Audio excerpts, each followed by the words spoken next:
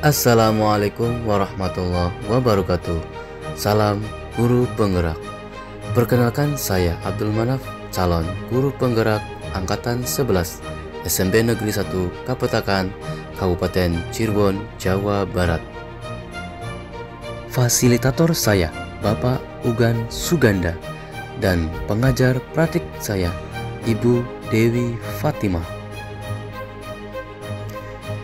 Di video ini saya akan melakukan aksi nyata dalam diseminasi budaya positif di SMP Negeri 1 Kapetakan. Selamat menyaksikan.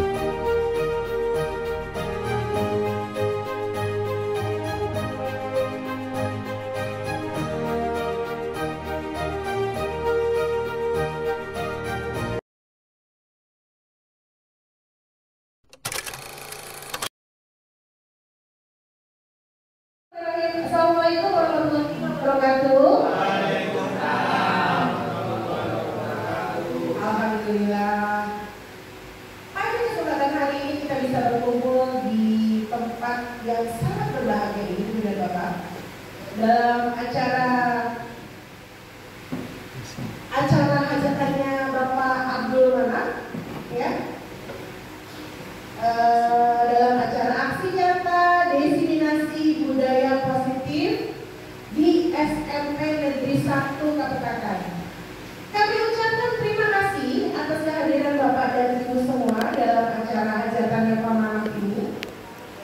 Semoga Allah membalas kebaikan Bapak dan Ibu guru dengan kebaikan yang sangat banyak berlimpah. Amin, amin ya Rabbal alamin.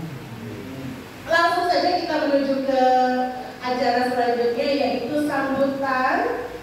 Sambutan kali ini akan disampaikan oleh ibu kita, Ibu Dr. Anda Haji Ponco Silestari. Kepada beliau kami silakan. Warahmatullahi wabarakatuh. Saya potong sama Pak Jinat untuk memberikan sambutan pernikahan. Oke, aksi nyata diseminasi budaya positif yang akan dipaparkan oleh Pak Haji Manaf nanti, mudah-mudahan menjadi lingkungan apa yang positif tadi Pak Jinat? Ya, jadi budaya yang positif di sekolah kita akan memberi motivasi, memberi semangat bagi yang masih muda-muda, termasuk Pak Habib itu masih muda. Silakan supaya bergerak, ya, namanya CDG, calon guru penggerak berikutnya setelah ada Pak Diki, ada Pak Haji Manaf. Untuk selanjutnya kalau saya angkat tangan. Untuk yang muda, Pak Supi mau? Masih muda. Nah, untuk berikutnya nanti ada Pak Jun. Mudah-mudahan apa yang akan dipaparkan oleh Pak Haji Manaf nanti menjadi aspirasi kita semua yang tidak bisa bergerak menjadi bergerak, yang tidak bergeraknya aktif menjadi aktif, menjadi produktif, sehingga menghasilkan karya-karya yang nyata yang bentuknya adalah aksi nyata untuk kemajuan siswa kita. Itu saja, kurang lebihnya mohon maaf. Assalamualaikum warahmatullahi wabarakatuh. Ya, terima kasih untuk Ibu Haji Ponco yang telah memberikan semangat dan motivasi kepada kita semua. Tepuk tangan untuk Ibu Haji. Selanjutnya, Ibu dan Bapak, kita akan tiba pada acara puncak, yaitu pemaparan budaya aksi nyata diseminasi budaya positif yang akan disampaikan oleh Bapak Haji Manaf selaku pemateri pada kesempatan hari ini pada 26 Agustus 2024. Semoga aksi sesuatu yang positif kepada kita semua. Silakan Pak Haji. Terima kasih kepada moderator yang sudah memberikan waktunya. Baik, Bapak Ibu, Assalamualaikum warahmatullahi wabarakatuh. Alhamdulillahirrahmanirrahim. Wassalatu wassalamu ala rasulillah wa ala alihi wa sahbihi wa baraka sayyidina ajma'in. Rabbi sahli sadri wa yassir li amri wa hlul 'uqdatam min lisani yafqahu qawli. Allahumma shalli ala sayyidina Muhammad wa ala ali sayyidina Muhammad. Bapak Ibu yang saya hormati, berkaitan dengan kegiatan ini, saya ucapkan terima kasih atas waktunya, peluangkan waktunya. Tadi Bapak Ibu sudah mengajar anak didik kita bareng-bareng, hingga mungkin tinggal berapa persennya untuk tenaga, tapi waktu untuk istirahat saya minta kesediaannya. Siap ya Bu ya, Bapak Ibu ya. Terima kasih atas waktunya. Baik Bapak Ibu, saya dari calon guru penggerak, saya bermanal calon guru penggerak angkatan 11 dari SMP 1 Kabupaten Kabupaten Cirebon, Jawa Barat. Sebelah ini gambar pasien saya selama mengikuti calon penggerak. Nah, ini Bu Dewi Fatima sebagai pengajar praktek saya. Baik Bapak Ibu, kita mulai diseminasi ini dengan membaca basmalah.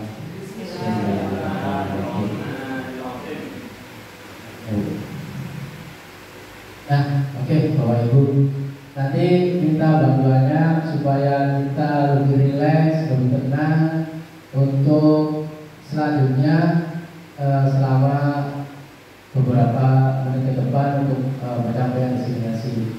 Boleh Bapak Ibu berbahasa-bahasa berhadapan-hadapan? Iya.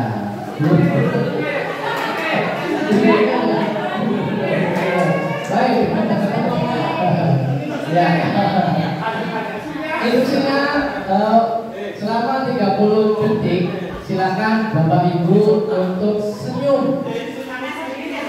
Iya, jangan segini supaya tidak dikatakan belum boleh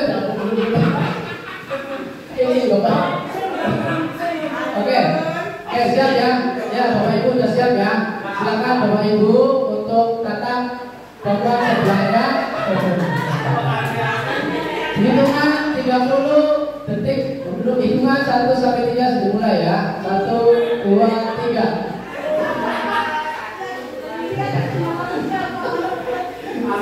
Ayo. Ayo.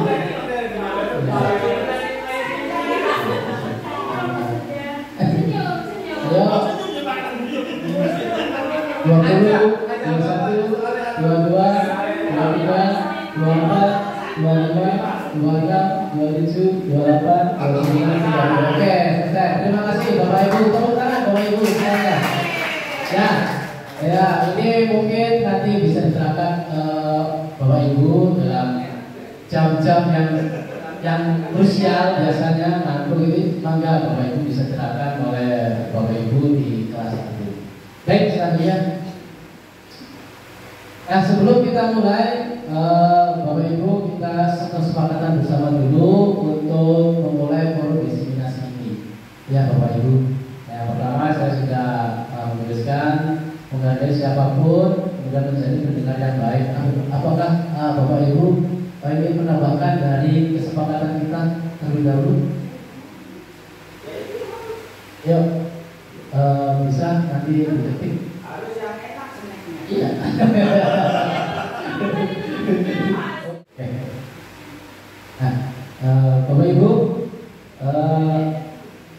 saya akan menyampaikan mengenai budaya positif di SMP Negeri 1 Kabupaten. Mudah-mudahan di dalam penyampaian ini bisa ada hal yang bisa ditangkap oleh Ibu selaku guru pendidik di SMP Negeri 1 Kabupaten, dan saya sendiri juga bisa mengimplementasikannya di dalam pembelajaran di dalam lingkungan di sekolah kita. Lanjut.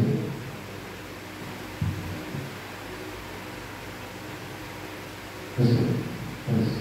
Nah, oke. Baik, Bapak Ibu, disiplin positif.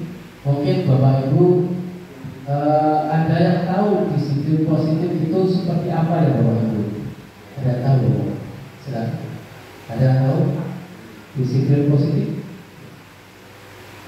Ya Pak. Ya.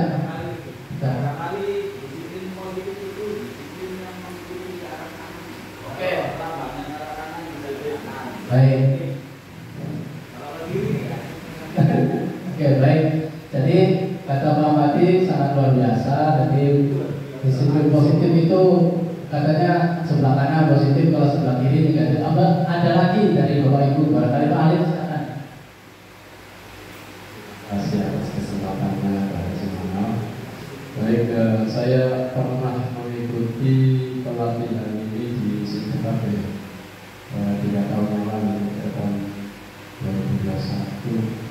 Bermodalkan satu bahwa disiplin positif itu setahu saya adalah sebuah metode inovasinya dari ilmuwan psikologi, di mana bahwasanya anak itu perlu dihormati oleh kita orang tua.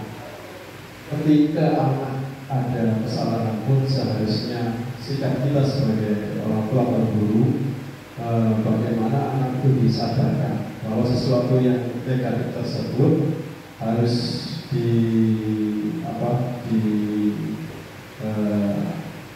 diubah pola pikirnya agar dari pola pikir yang positif tersebut timbul kesadaran, dan perlu ada kerjasama atau elaborasi antara siswa dan guru untuk kesadaran tersebut berlanjut sampai berikut-berikutnya. Jadi perubahan pola sikap anak tersebut positif terus-menerus. Tapi jangan lupa perlu ada pengawasan dari kita yang pengawasan. Demikian dari saya. Baik, terima kasih. Sangat luar biasa sekali Pak Alifudin. Penjabarannya itu sudah mewakili dari kesekian yang akan saya sampaikan tersebut, bahwa disiplin positif ini disiplin positif yang merupakan suatu cara penerapan yang mengajarkan anak bertanggung jawab dan menumbuhkan kesadaran diri berdasarkan nilai-nilai kebajikan. Nah, di sini kebajikan ini mungkin Bapak Ibu apa sih nilai kebajikan yang menurut yang sudah Bapak Ibu terapkan di kelas itu kira-kira apa ya? Ibu barangkali nilai kebajikan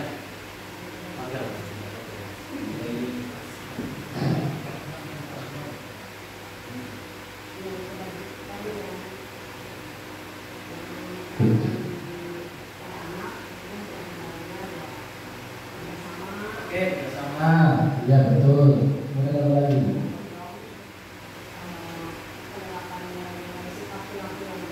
Sikap yang baik, sopan santun, ya. Oke, apa lagi? Oke, terima kasih Bu. Tepuk tangan Ibu Haji. Sangat luar biasa nih Bu. Ini sudah menerapkan kayaknya sebelum ini. Jadi nilai kebajikan itu nilai yang baik di dalam pengajaran kita ya Bapak Ibu ya. Jadi disiplin positif lebih ke arah disiplin diri yang dapat mengontrol diri dalam melakukan tindakan yang dilakukan oleh siswa itu, seperti bagaimana kita harus bagaimana siswa itu diarahkannya kemana. Ya, diarahkannya harus apakah harusnya yang itu positif ke arah yang baik. Ya, tentunya kita cita-cita sebagai cita-cita guru itu bisa anak muridnya itu ke arah yang lebih baik, kemudian perilakunya baik, sopan santun, kemudian bertanggung jawab, itu ke segala tindakan. Disiplin diri dapat membuat murid memahami dan menyadari berdasarkan motivasi internal, bukan akibat paksaan, ujian atau hukuman. Nah, di sini ada 6 karakter dalam profil belajar Pancasila. Yang tadi yang diterapkan oleh Bu Haji itu nilai-nilai kebajikannya ini termasuk di dalam ke-6 karakter dalam profil belajar Pancasila. Yang pertama yaitu beriman bertakwa kepada Tuhan Yang Maha Esa dan berakhlak mulia, mandiri, berkegiatan global, bertanggung jawab, bergotong royong, kemudian kreatif, bernalar kritis. Nah, itu nilai-nilai yang ada di dalam profil belajar Pancasila. Baik Bapak Ibu, nah di sini ada motivasi perilaku manusia. Kira-kira Bapak Ibu, apa kiranya motivasi yang diterapkan atau yang ada di dalam perilaku manusia itu sendiri? Coba cek. Nah, terima kasih kesempatannya membantu Pak Nawawi ya. Dulu tahun 2005 saya melakukan penelitian ya, terkait dengan sumber daya manusia atau dalam pendidikan yang saya ampu, yang saya ikuti yaitu EPOS atau ekonomi syariah. Saya diberikan tuntutan oleh dosen untuk meneliti motivasi. Ya, saya ingat judulnya adalah pengaruh motivasi kerja sumber daya insani terhadap prestasi kerja di Bank Muamalat Kota Cirebon saat itu. Bahwa motivasi ini dalam kebijaksanaan atau dalam ilmu pengetahuan yang saya ketahui, motivasi ini sebenarnya hampir mirip dengan niat. Niat, innamal a'malu binniyat, semua amal atau perilaku. Amal dalam bahasa agamanya itu perilaku manusia itu tergantung niatnya. Sehingga ketika ada kejahatan, polisi itu mencari motif ini yang dicari. Sehingga terjadi perilaku itu disebut kenapa. Nah, jadi motivasi perilaku manusia itu bahwa setiap manusia melakukan suatu perbuatan itu didasari oleh motif dari saya. Baik, terima kasih Bapak Aliputin. Saya tepuk tangan yang luar biasa. Jadi motivasi perilaku manusia ini terdapat ada 3 ya, termasuk tadi mewakili Pak Alim. Motivasi perilaku manusia ini untuk menghindari ketidaknyamanan atau hukuman seperti tadi sudah disinggung. Kemudian untuk mendapatkan imbalan atau penghargaan dari orang lain. Kemudian yang ketiga untuk menjadi orang yang mereka inginkan dan menghargai diri sendiri dengan nilai yang mereka percayai. Ya, nah, di sini Bapak Ibu mungkin ada baiknya sebelum kita melaksanakan kegiatan atau awal dari pembelajaran itu, kita biasanya membuat sebuah keyakinan sekolah atau keyakinan kelas di sini Bapak Ibu ya. Nah, apa saja keinginan mereka itu supaya mereka bisa tadi nyaman dalam melaksanakan kegiatan pembelajaran, nyaman di lingkungan seperti apa. Jadi kita membuat sebuah keyakinan kelas agar tidak banyak yang banyak kejadian atau kasus-kasus yang sering terulang oleh entah itu siswa ya, yang selalu banyak permasalahan-permasalahan di sekolah. Jadi keyakinan sekolah atau kelas ini pertama itu guru berperan dalam mewujudkan terbentuknya keyakinan sekolah atau kelas dengan adanya kesepakatan antara guru dan guru. Jadi sebelum melaksanakan kegiatan biasa tadi sebelum diseminasi ini dimulai kita membuat kesepakatan terlebih dahulu. Nah, ini juga sama di kesempatan untuk pembelajaran kita membuat sebuah kesepakatan antara guru dan guru ya, seperti itu. Kemudian keyakinan sekolah atau kelas ini, keyakinan sekolah atau kelas berupa pernyataan yang universal yang mudah diingat dan dipahami dan harus diterapkan di lingkungan sekolah. Jadi pernyataan itu yang mudah diingat saja, nggak usah yang bertele-tele, nggak usah yang banyak kalimatnya, jadi yang mudah-mudah saja seperti itu. Nah, ini yang sudah saya buat untuk keyakinan sekolah atau kelas di kelas UC. Di sini ada bekerja sama menjaga kebersihan kelas, kemudian saling peduli, menghargai dan membantu sama lain, kemudian menjaga dan meletakkan barang sesuai tempatnya. Di sini ada mengerjakan tugas tepat waktu, kemudian tepat waktu dan aktif di kelas, seperti itu. Jadi ini yang sudah sepakatan bersama di kelas itu sudah membuat mungkin Bapak Ibu bisa diterapkan hal ini supaya mereka itu mengetahui bagaimana apa yang dilakukan bersama oleh gurunya dan siswa-siswanya. Di sini, ini ada setiap anggota kelas perlu belajar senang, melakukan tugas, saling menghargai, merasa aman, kemudian selalu bersikap positif, senantiasa menjadi diri sendiri yang terbaik, percaya dan menghormati orang yang serta memilikinya, ya. Berkomitmen terhadap setiap tugas, senantiasa membantu, kemudian menghormati.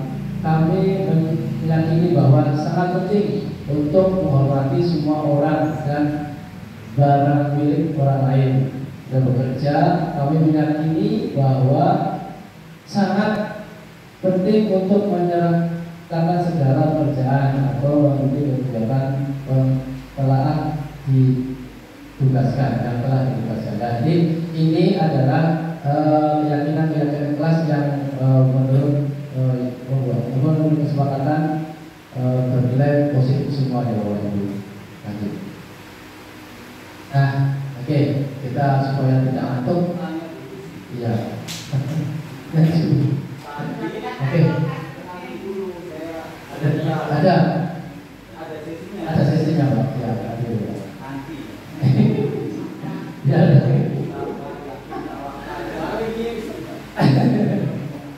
Baik, speaking terlebih dahulu Bapak Ibu ya. Baik, jadi samping kanan dan samping kiri. Kalau kanan itu hitam.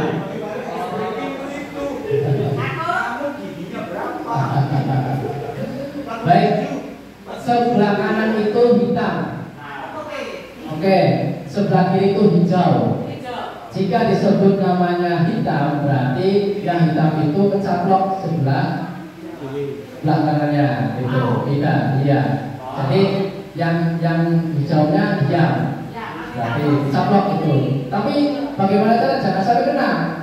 Itu ya Bapak Ibu ya. Kalau kena nanti bisa nyanyi di sini. Oke, bisa ya Bapak Ibu ya. Coba sebelah kanan itu hitam. Oke, sebelah kiri hijau. Ya Bapak Ibu ya. Nah, jika misalnya disebut sebelah kanan disebut hijau, berarti yang hitam caplok. Ya, di sebelah teman sebelahnya. Oke, iya. Oke, sip ya Bapak Ibu ya.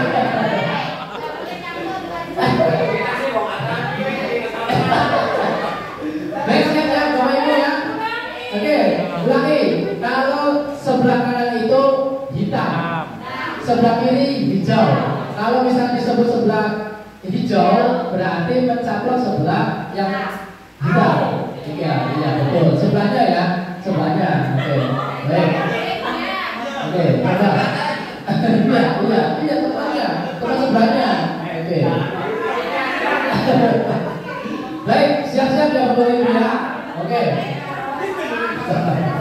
Ya, ini.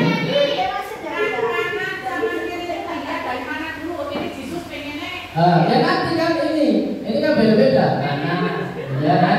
Karena kan hijau. Ini mana kananmu hitam, ini hijau. Ya, jika misalnya disebut hijau, berarti nampak yang hitam. Itu sebelah kirinya belum kasih. Oh, seperti itu katanya. Oke, katanya.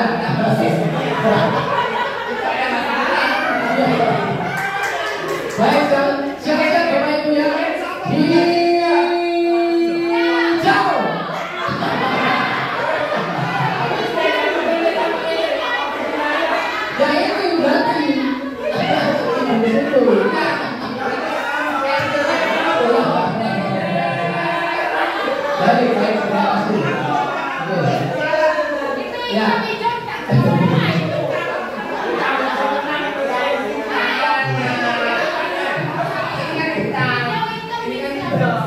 Baik Ibu, Bapak Ibu, terima kasih. Itu hanya sebentar. Silakan.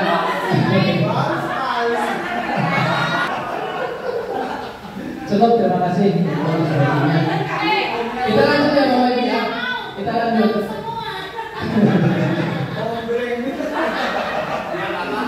Kita lanjut. Di sini ada kebutuhan dasar manusia. Ternyata manusia itu pasti butuh kebutuhan ya Bapak Ibu ya.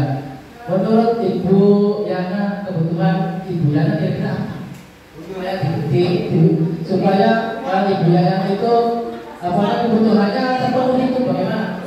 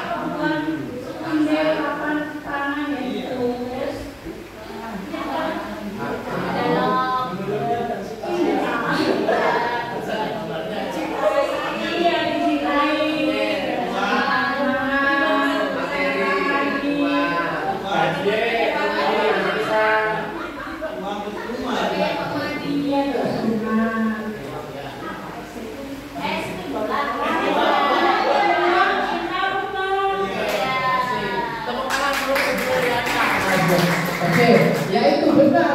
Kalau misalnya kebutuhan itu tidak dipenuhi, maka ada sisi positif negatif yang akan dilakukan. Iya kan, Ibu ya? Nah itu. Jadi kalau maksudnya bisa melakukan hal-hal yang negatif seperti itu. Misalnya kurangnya uang bisa nyolong, seperti itu. Jadi karena seperti itu kalau tidak terpenuhi kebutuhan dasar manusianya, seperti itu. Lanjut.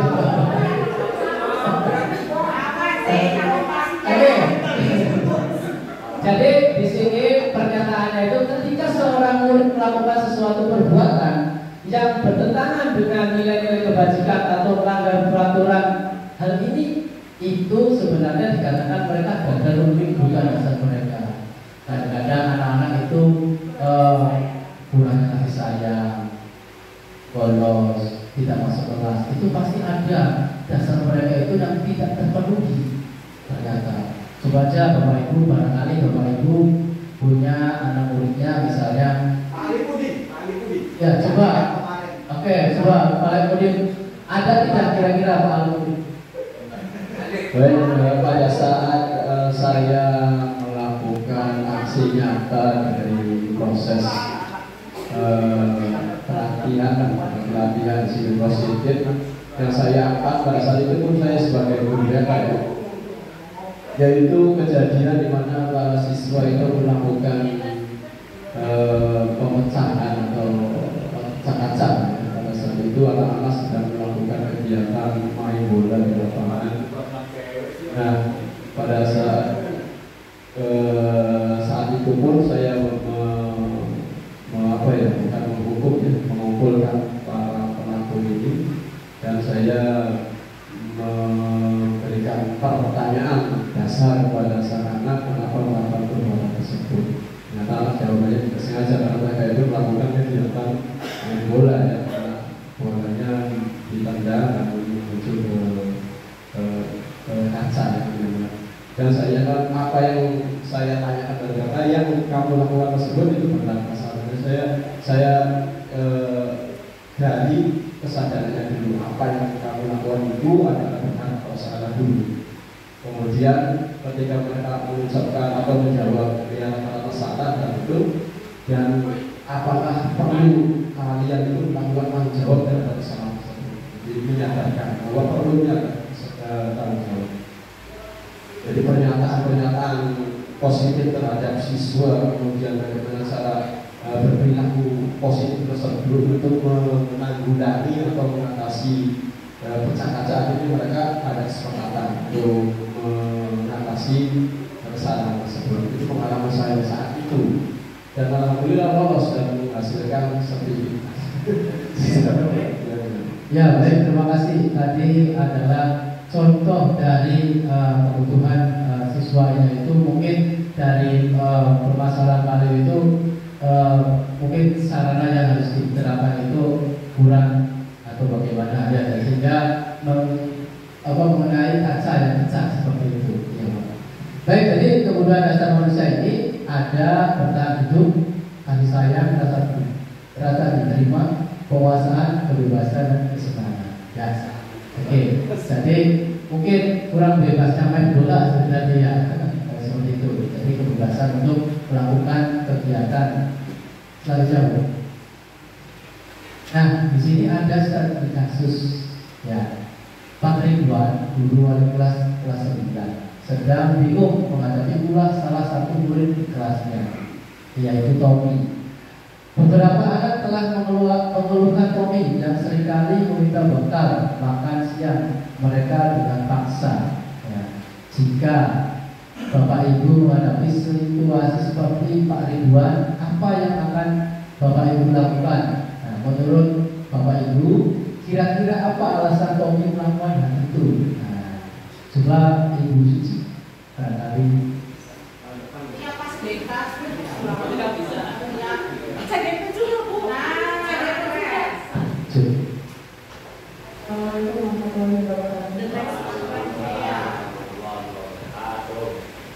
untuk kasus ini, di kasus sekarang Pak Ridwan dan Tommy, yang akan saya lakukan jika saya sebagai Pak Ridwan ya, sebagai wali kelas, maka yang pertama saya akan memanggil Tommy dan mempertanyakan langsung kepada Tommy apakah benar yang dia lakukan kepada teman-temannya. Jadi tidak hanya mendengar dari satu siswa saja atau keluh kesah siswa tersebut, tetapi kita juga harus mempertanyakan kedua belah pihak, antara yang dirugikan dan yang mengganggu Tommy. Nah, setelah dipanggil, ditanyakan apakah benar yang dilakukan, lalu kita tanya alasannya, kenapa Tommy ini mengambil makanan temannya secara paksa. Nah, dari situ jika kita sudah tahu alasannya, misalkan ada beberapa kasus biasanya yang saya tangani seperti kasus Tommy ini, biasanya ongkosnya kurang.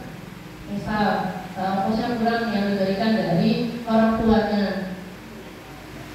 Jika ongkosnya kurang, yang saya lakukan adalah memberikan nasihat.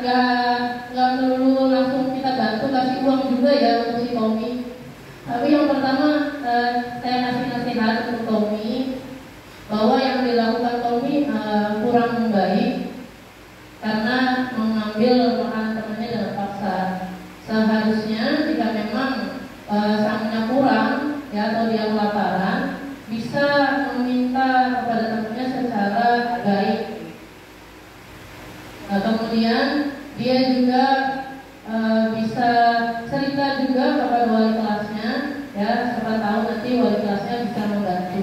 Jadi memberikan hal-hal baik, hal-hal positif untuk Tommy supaya tidak memberikan kegaduhan di kelas dan juga berdampak positif untuk Tommy juga.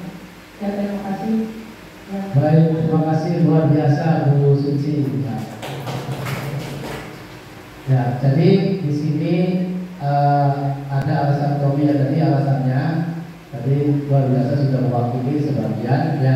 Alasan Tommy ini yang pertama karena dia lapar. Nah, dan orang tuanya tidak membawakannya bekal tadi ya.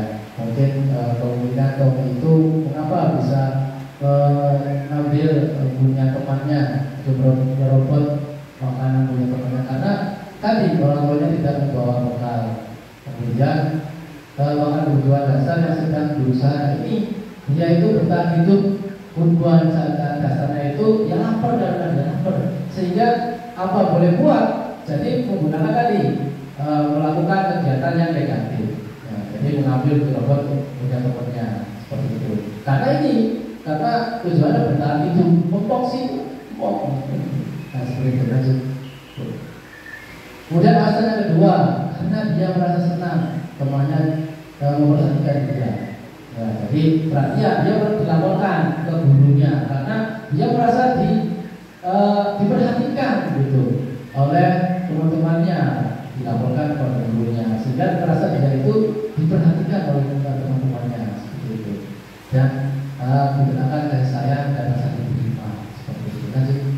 Alasan yang ketiga di sini karena temannya jadi takut dengan dia dan menuruti keinginan, jadi dia menakut-nakuti supaya bawaannya itu diserahkan ke Tommy tadi ya, karena tadi kekuasaan ya, tadi poin dari kekuasaan. Dan yang terakhir, alasan yang terakhir itu ada 4, yang 4 itu karena dia merasa bosan. Nah, karena bosan itulah sehingga dia merasa bebas, kebebasan itu ada. Bosannya karena ini bekal makanan dibawakan, kadang ibunya itu oncom tahu misalnya seperti itu. Sehingga apa? Bebas, ada chicken, ada apa kan diambil. Jadi dia merasa kekuasaan, kebebasan itu ada di situ, merasa kebebasannya. Lanjut. Alasan yang kelima yaitu ia melakukan karena iseng. Nah, kadang anak laki-laki iseng namanya, ya iseng, sehingga keisengan itulah menjadi senang, yaitu melakukan berkali-kali. Ya, itu alasan. Lanjut. Nah di sini Bapak Ibu posisi kontrol restitusi. Menurut Bapak Ibu kira-kira posisi kontrol itu apa ya Bapak? Ya coba Pak Amir. Posisi kontrol itu apa Pak? Posisi kontrol Pak? Posisi kontrol. Baik, terima kasih untuk Pak Manap. Posisi kontrol yang saya tahu waktu kita adalah menahan amarah, dengan amarah supaya ya, tidak keluar amarahnya dan berbuat menjadi lebih baik. Nah, restitusi itu apa ya Bapak Ibu?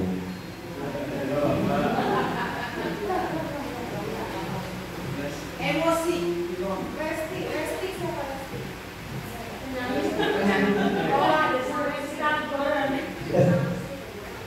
Yang saya tahu seperti itu Pak.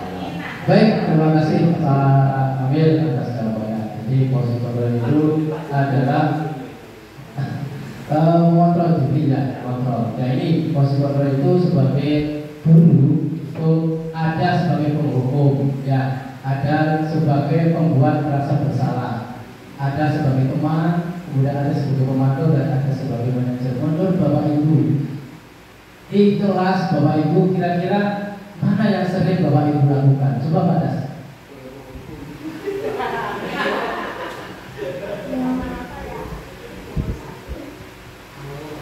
Yang sering saya lakukan itu jadi sebagai hukum. Karena menurut saya kalau kesalahan dibiarkan saja, anak akan mengulang kembali perbuatan yang sama. Jadi maksudnya kenapa saya menghukum karena bukti, menghukum karena sayang, ya ini menggunakan penjara. Menurut saya itu. Oke, terima kasih Bapak. Satu lagi, coba ya, Pak Amir. Posisi kontrol itu ya, 5 ya. Menurut saya untuk Bapak Ibu guru yang di sini itu masuk semua Pak. Dari penghukum, membuat merasa bersalah, teman juga untuk siswa, guru sebagai pemantau ya, dan sebagai manajer. Akan tetapi mungkin ada beberapa guru yang lebih contohnya mungkin seperti pada Sergi itu adalah sebagai penghukum ya. Nah, seperti itu. Buat merasa bersalah mungkin lebih kepada jika siswa yang bersalah tidak diberikan kesempatan untuk memberikan alasan yang tepatnya.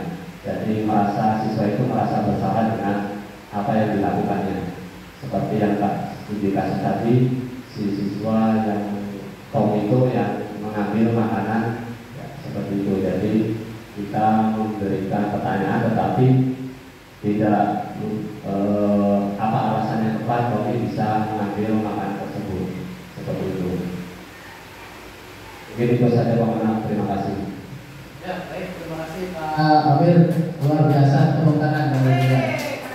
Jadi 5 posisi kontrol ini bisa ada di dalam diri guru, namun dari beberapa ini mungkin ada yang masih menggunakan keempat ini ya. Jadi di dalam pengajaran kita di dalam budaya positif teorinya itu kita adalah sebagai manajer. Bagaimana caranya fungsi kita untuk manajerkan anak-anak itu seperti apa? Nah ini tabelnya di sini Bapak Ibu. Kalau kita sebagai motivasi tadi, motivasi dalam pelaksanaan pembelajaran ini, di sini ada identitas gagal, ada identitas berhasil atau sukses, ada identitas sukses. Di sini ada beberapa guru berbuat bagaimana, apakah sebagai penghukum, membuat rasa bersalah, teman, membantu, pemantau atau manajer. Ya, jadi di sini beberapa hal yang harus Bapak Ibu ketahui bahwa untuk dari kelima tadi ada penghukum untuk menghadir penunjuk yang itu menyindir. Kemudian kalau membuat rasa bersalah itu berceramah dan mengatakan seharusnya itu kecewa. Kemudian kalau sebagai teman, di sini contohnya ada membuatkan alasan-alasan untuk gurunya. Kemudian untuk memantau, menghitung dan mengukur, biasanya seperti itu. Kemudian untuk manajernya mengajukan pertanyaan-pertanyaan. Jadi menggali apa kesalahannya, kemudian bagaimana untuk bisa kesalahan itu apakah baik atau tidak. Nah, itu sebagai manajer.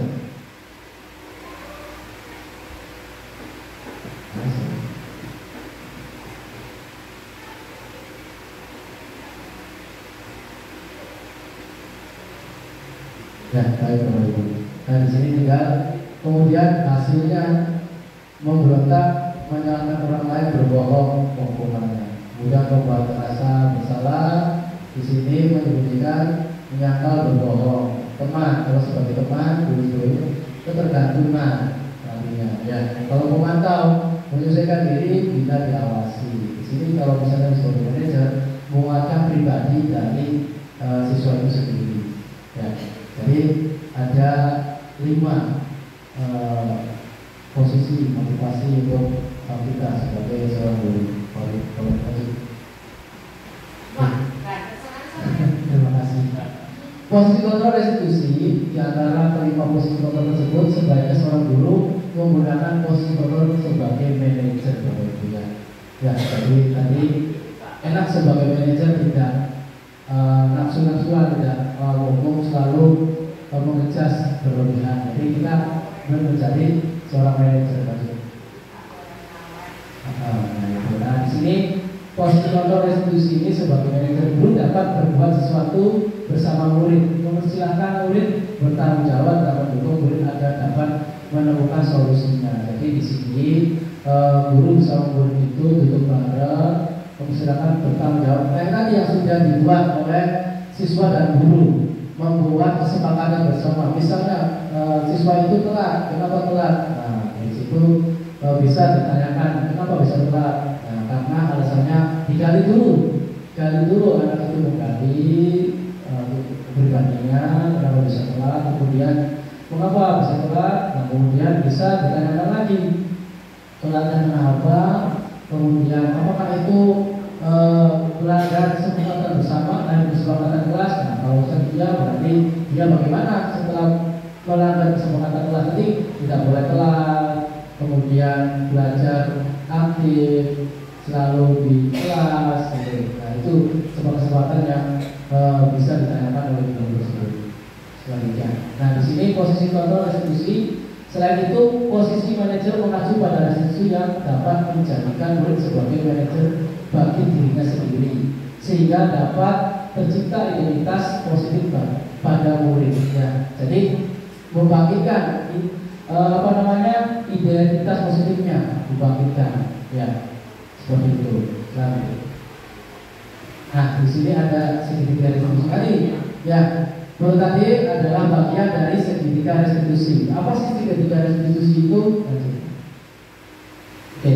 Nah, di sini ada tahapan dalam segitiga restitusi. Yang pertama, menstabilkan identitas terlebih dahulu. Kenapa bisa telat? Kenapa Tommy tadi mengambil menyobol makanannya di bukit dulu terlebih dahulu? Alasannya dibagikan dulu, disampaikan dulu oleh muridnya. Kemudian validasi tindakan yang salah. Apakah tindakan kamu benar atau tidak, atau menyalahi dari kesepakatan yang sudah dibuat? Nah, itu bisa ditanyakan. Kalau sudah tahu tadi kesepakatan yang tidak banyak bertele-tele, ya, sehingga siswa itu tahu bahwa dia merasa salah, bahwa tindakan itu salah, ya. Kemudian meyakinkan keyakinan, jadi diyakinkan lagi. Jadi bagaimana setelah kamu melakukan hal itu? Nah, apa yang harus kamu lakukan? Mungkin biasanya siswa itu ya sadar saya salah dan tidak akan melakukan hal itu lagi, seperti itu. Dan jadi ketika restitusi itu bisa Bapak Ibu terapkan seperti itu. Jadi ini nanti gambarannya, ya, menstabilkan identitas dilakukan berdasarkan prinsip bahwa membuat kesalahan adalah bagian dari proses pembelajaran. Jadi salah itu wajar, manusia itu tidak sempurna. Nah, jadi membangkitkan anak bahwa iya betul, kamu salah itu wajar bagi kamu, ya. Semua manusia itu pasti punya salah, tapi kesalahan itu bisa jangan diulang lagi hal itu. Kemudian ya, identitas yang sudah gagal ke arah identitas sukses. Jadi dari tadi yang gagal identitasnya melakukan kesalahan, nah ke identitas yang sukses. Suksesnya apa? Melaksanakan tanggung jawab yang sudah dibuat bersama tadi antara guru dan murid tersebut. Nah, di sini menstabilkan identitas. Nah, berbuat salah itu hal yang manusiawi, tidak ada manusia yang sempurna. Nah, di sini biasa kata-kata yang disampaikan kepada dari pernyataan segitiga restitusi tadi, ya Bapak Ibu. Sebelum kita pasti bisa menyelesaikan permasalahan ini, Bapak Ibu tidak tertarik untuk mencari tahu siapa yang benar, siapa yang salah. Jadi di sini tidak mencari siapa yang benar dan siapa yang salah. Lebih tertarik untuk menyelesaikan masalahnya, ya. Kalau kamu menyalahkan dirimu sendiri terus menerus, apakah kamu bersikap baik pada dirimu sendiri? Jadi tidak mencari kambing hitam, menjadi seperti itu. Nah, validasi tindakan yang salah. Di sini validasi tindakan yang salah dilakukan berdasarkan prinsip bahwa setiap perilaku berupa yang memenuhi sesuatu kebutuhan tertentu, sehingga guru atau orang tua akan bergeser dari pemikiran stimulus respon menjadi proaktif, serta akan lebih mengenali dan memenuhi kebutuhan murid atau anak. Jika ada validasi tindakan yang salah, ya, kamu pasti punya alasan mengapa melakukannya tadi. Kamu Tommy pasti punya alasan mengapa kamu melakukan hal itu. Ya, kenapa? Apa yang penting bagi kamu?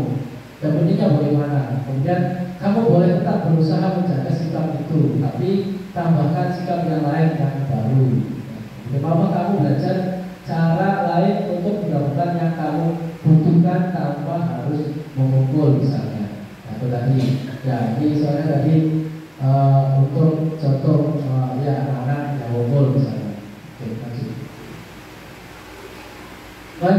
Menanyakan keyakinan. Menanyakan keyakinan dilakukan dengan memberi pertanyaan bermakna kepada murid atau anak untuk memunculkan motivasi secara intrinsik sehingga mampu mengaitkan keyakinannya dengan tindakan yang salah. Jadi kita harus dibangun unsur intrinsik di dalam sikap siswa itu seperti apa. Lanjut apa nilai yang kita percaya di sekolah kita, misalnya yang sudah dibuat kesepakatan yang sudah dari awal itu dibuat oleh guru dan siswa itu keyakinan kepercayaan apa, dan nilai-nilai apa yang telah kita sepakati, nilainya apa, sopan santun, apa, tanggung jawab, nah, itu harus disepakati. Kelas yang ideal itu seperti apa sih? Nah, mau bagaimana kelas yang ideal itu? Apakah ruwet, apakah tertib, tertib atau bersih, nah itu dari tergantung kesepakatan dari yang sudah dibuat. Ketika kamu lakukan itu, kamu menjadi orang yang seperti apa ketika melakukan itu? Kalau melanggar atau melanggar keyakinan kelas itu, apa menjadi orang seperti apa? Nah, di situ pertanyaan-pertanyaan yang harus digali.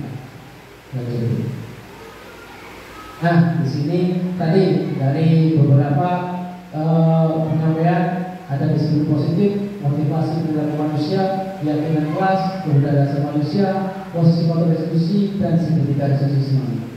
Jadi beberapa materi ini dengan seorang guru yang baik harus memiliki kemampuan dalam mewujudkan budaya positif di sekolah.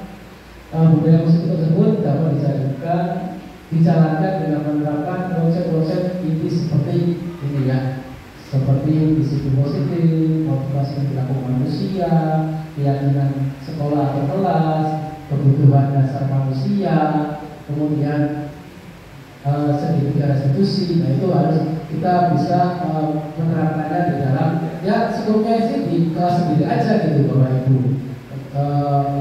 Misalnya menjadi wali kelas dan kita terapkan di kelas yang kita sendiri seperti itu. Coba barangkali Bapak Ibu bisa. Oke, terima kasih Bapak Ibu.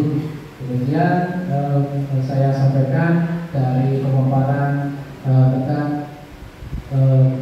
tentang budaya positif di SMP Negeri 1 Kabupaten.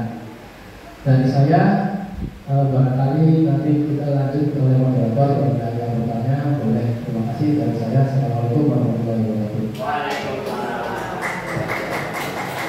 Waalaikumsalam warahmatullahi wabarakatuh. Terima kasih Pak Haji Manaf telah menyampaikan sesuatu yang sangat berharga bagi kami untuk siang hari ini. Selanjutnya Bapak dan Ibu, dipersilakan bagi Bapak dan Ibu yang akan mengajukan pertanyaan kepada Bapak Haji Manaf sekaitan dengan materi yang barusan kita terima bersama-sama. Silakan Ibu, Bapak, barangkali ada yang akan bertanya. Silakan Mbak Zul.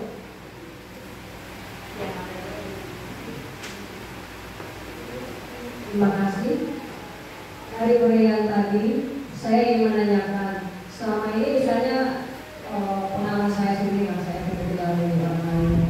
Pengalaman saya sendiri misalnya ketika ada siswa melakukan kesalahan, itu saya posisinya itu seakan-akan menjadi seorang penghukum yang membicarakan bahwa anak itu itu bersalah, dan harus diberikan suatu tindakan supaya itu kapok lah, itu tidak mengulangi kesalahannya.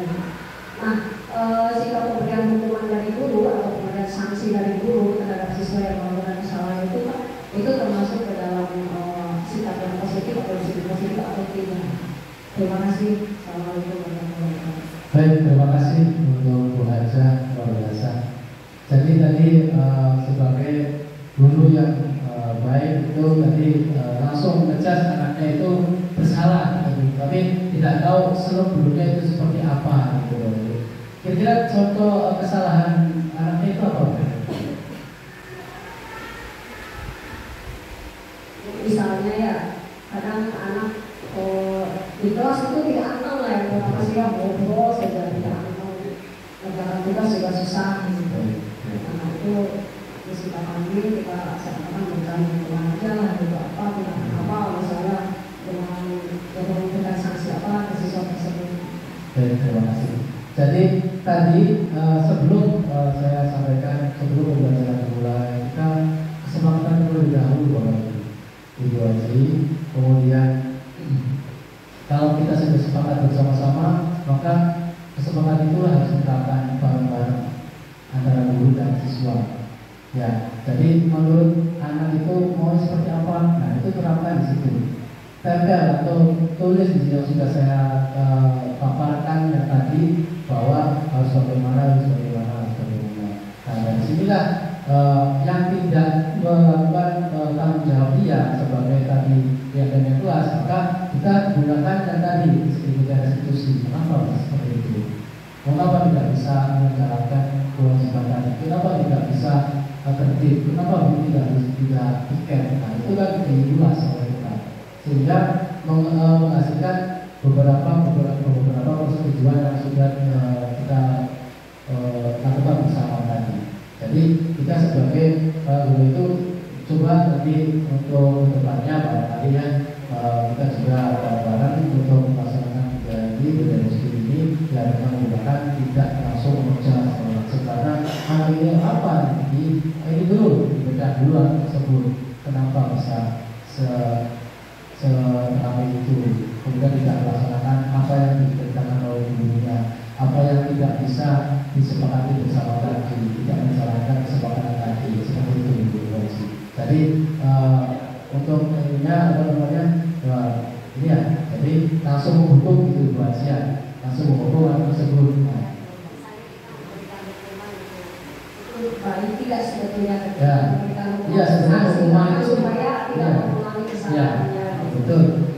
Sebagai hukuman itu sebenarnya tidak baik untuk melakukan hal itu dalam arti untuk pembelajaran kita. Karena dari hukuman itu dia itu akan berpikir negatif terus, gitu.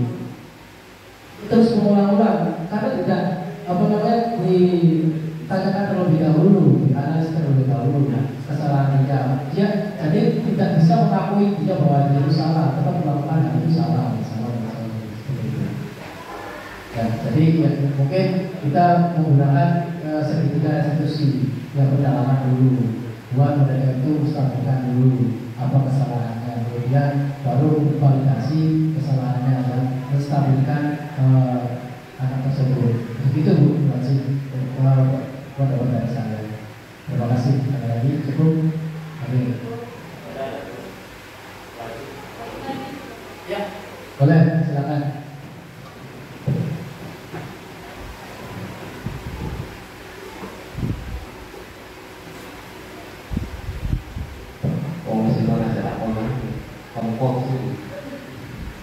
Tapi kalau untuk sama-sama belajar sudah romantis, saya mau tanya Haji tentang kesempatan kelas dan tindak lanjut dari pertanyaan Bu Haji hukum. Ya. Saya sudah melakukan mungkin apakah benar ini merupakan kesempatan kelas atau bukan, tetapi pada saat pembelajaran saya itu saya melakukan di awal itu membuat satu kelompok di kelas itu untuk pembelajaran yang saya mampu. Untuk satu kelompok tersebut itu terdiri dari 4 atau 3 orang, dan saya buat itu untuk kelompok tersebut berlaku sampai dengan 1 semester. Nah, jika pada saat pembelajaran kelompok jadi saya tidak terganggu atau malah siswa itu memilih teman-temannya untuk mencari kelompok yang baru, malah mengurangi banyak waktu. Nah, pertanyaan itu apakah itu merupakan suatu kesempatan kelas atau bukan? Nah, yang kedua, tadi pada saat segitiga restitusi, ketika Pak Bu Haji anaknya itu berulang-ulang kesalahan. Jadi setelah kita melakukan segitiga restitusi kepada anak tersebut, nah yang saya tahu itu kalau restitusi itu solusi dari permasalahan itu dari anak tersebut. Jadi tidak menghukum tapi solusinya dari anak. Tetapi setelah melakukan segitiga restitusi ternyata anak tersebut terus melakukan kesalahan yang sama. Nah, terus melakukan kesalahan yang sama. Nah, langkah kita sebagai guru itu harus seperti apa? Apakah tetap di restitusi atau diulang atau bagaimana? Mungkin itu saja Pak Haji, terima kasih. Baik, terima kasih Pak Amir. Tadi yang pertama pertanyaan, apakah tadi hukum baru dari 1 semester itu adalah sebagian dari kesempatan kelas? Itu betul Pak, termasuk karena tadi dari awal kelompoknya harus dibentuk belum sampai 1 meter. Itu karena dari awal sudah terbentuk, sudah ada kesepakatan antara guru dan muridnya. Itu masuk ke dalam kesempatan kelas. Ya itu. Kemudian yang tadi apakah berulang terus masalah tadi, kemudian ya ditanya itu terus berulang melakukan hal itu lagi sehingga tadi segitiga diskusinya itu tidak berjalan ya, berjalan sudah dilakukan, tapi terus anak tersebut melakukan kesalahan tersebut gitu ya Bapak Ibu. Dan tadi terus evaluasi tadi kan sudah disampaikan bahwa apa ini kesalahannya sudah kesalahan itu diulangi, kemudian dikorek, kemudian solusinya bagaimana. Nah solusinya itu tadi dari anaknya sendiri sebenarnya sih. Bagaimana solusinya? Apakah hal itu dilakukan? Bagaimana setelah dilakukan kemudian tidak melakukan hal itu lagi? Solusinya bagaimana? Jadi kembali lagi pertanyaan ke anak itu sendiri. Tetapi di situ malah dilakukan lagi hal itu, dilakukan lagi hal itu berkali-kali. Nah sehingga segitiga diskusi itu tidak berjalan. Nah mungkin dari karakter dari anak itu mungkin butuh ke penanganan khusus, penanganan khusus ya. Sehingga tidak ampuh, kemudian berarti masuk ke dalam anak yang berkebutuhan khusus, penanganan khusus, bisa langsung ke bekerjasama dengan BK seperti itu. Itu saja Bapak yang saya sampaikan. Terima kasih. Cukup. Terima kasih atas dua pertanyaan yang hangat dari Pak Bimbing dan Ibu Haji. Demikian pada kesempatan hari ini apa yang telah dipaparkan oleh Pak Haji Manaf dan juga pertanyaan yang telah juga dijawab oleh Pak Haji Manaf, semoga bermanfaat bagi kita semua. Ada tambahan lagi Pak Haji Manaf? Cukup saya kira. Terima kasih atas pertemuan hari ini. Terima kasih juga untuk semua yang telah meluangkan waktu untuk kegiatan hari ini. Semoga kita semua selalu dalam lindungan Allah Subhanahu wa Ta'ala. Dan jangan lupa semoga kita selalu tergerak, pergerakan dan bergerak. Assalamualaikum